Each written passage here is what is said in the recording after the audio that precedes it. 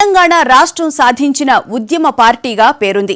10 ఏళ్ల పాలనలో ఏకఛత్రాధిపత్యం వహించిన బీఆర్ఎస్ గత అసెంబ్లీ ఎన్నికల్లో ప్రజా వ్యతిరేకత మూటకట్టుకుని అధికారం కోల్పోయింది. పార్లమెంటు ఎన్నికల్లో కనీసం ఖాతా తెరవని పరిస్థితి ఆ పార్టీది. పూర్వ వైభవం కోసం ప్రజల్లోకి వెళ్లేందుకు గులాబీ బాస్ వ్యూహాలు రచిస్తున్నారు. అవేంటో చూద్దాం.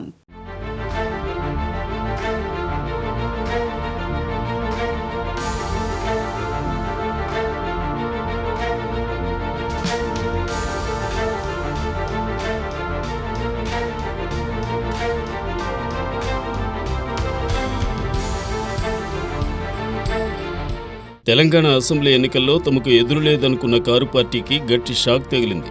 కేసీఆర్కు ధీటుగా సమాధానమిస్తూ కాంగ్రెస్ నుంచి రేవంత్ రెడ్డి 6 గ్యారంటీలతో ప్రజల్లోకి వెళ్లారు. దీంతో హస్తానికి ప్రజలు జై కొట్టారు. తరువాత జరిగిన పార్లమెంట్ ఎన్నికల్లో కారు పార్టీ ఖాతా కూడా తెరవలేకపోయింది.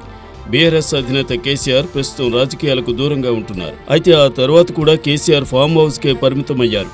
సైలెంట్ మోడ్లోకి వెళ్లిపోయిన గులాబీ పార్టీలో జోష్ నింపేందుకు BRS working president KTR, senior నేత హరీష్ రావు కాంగ్రెస్ ప్రభుత్వంపై విమర్శలు చేస్తూ ప్రజలకు అండగా ఉండేందుకు పోరాడుతున్నారు.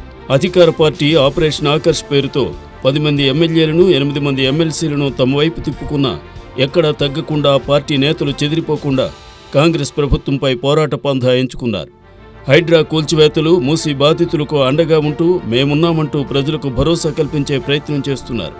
ప్రజలకు ఏ సమస్య వచ్చినా జనతా గ్యారేజ్ తరహాలో తెలంగాణ భవన్కు వస్తున్న పరిస్థితులను కల్పించారు.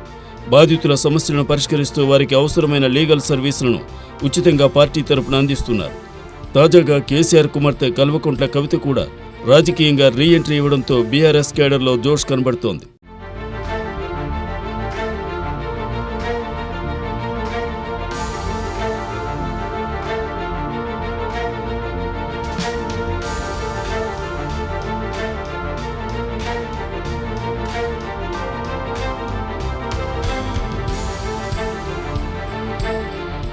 లగచర్ల ఘటన వ్యవహారంలో సీఎం రేవంత్ రెడ్డి తీరును ఎండగడుతూ గిరిజన రైతులకు మేమున్నామనే భరోసా కల్పించారు.